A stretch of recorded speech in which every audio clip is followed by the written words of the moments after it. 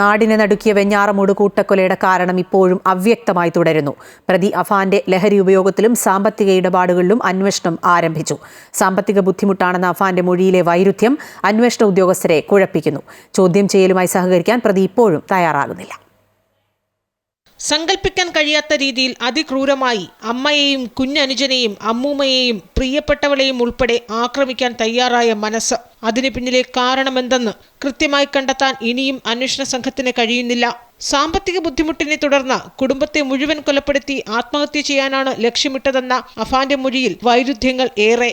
കടബാധ്യതയിൽ സഹായിക്കാത്തതിനാൽ വല്യച്ഛനെയും ഭാര്യയെയും കൊലപ്പെടുത്തിയെന്നതും കാമുകിയെ ഒറ്റയ്ക്കാക്കാൻ മനസ്സനുവദിച്ചില്ല എന്നതും വിശ്വാസയോഗ്യമായ മൊഴിയല്ല. അത്ര വലിയ സാമ്പത്തിക ബുദ്ധിമുട്ട് ഇല്ല എന്നാണ് ഗൾഫിലുള്ള പിതാവിന്റെ പ്രതികരണം. പ്രണയം അംഗീകരിക്കാൻ വീട്ടുകാർ തയ്യാറായില്ല എന്നതും വിശ്വാസത്തിലെടുക്കാവുന്ന കാരണമല്ല. ആരുമറിയാത്ത സാമ്പത്തിക ഇടപാടുകൾ അഫാൻ ഉണ്ടായിരുന്നോ എന്നതും കണ്ടെത്തേണ്ടതുണ്ട്. സൈബർ വിങ്ങിന്റെ സഹായത്തോടെ അഫാന്റെ ഇന്റർനെറ്റ് ബന്ധങ്ങൾ ഉൾപ്പെടെ പോലീസ് തെരയുന്നു. ലഹരി സ്ഥിരമായി ഉപയോഗിക്കുന്ന ശീലം അഫാനുണ്ടോ എന്നതും സ്ഥിരീകരിച്ചിട്ടില്ല.